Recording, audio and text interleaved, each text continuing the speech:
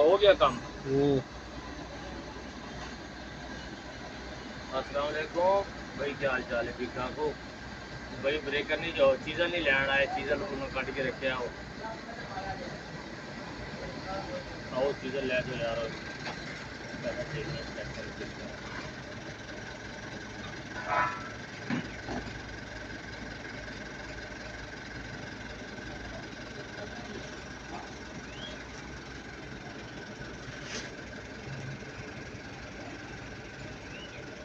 तस्वीर नहीं बनवा रहे उहदे कोलों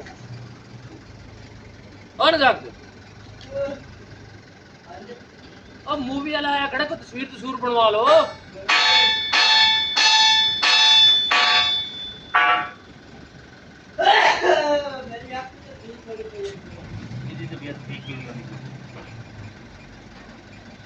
इनू आख राती ऐसी चला के सोता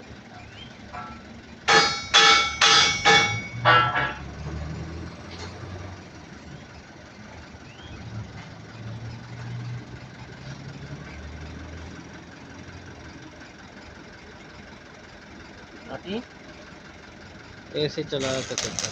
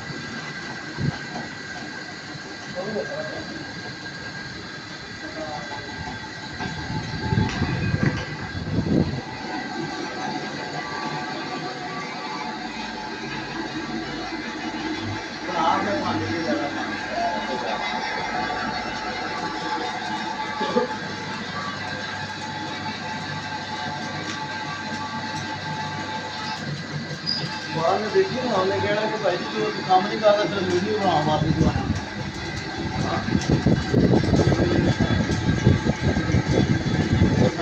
मेरा चैनल फरोल के वेखना आखना यार ना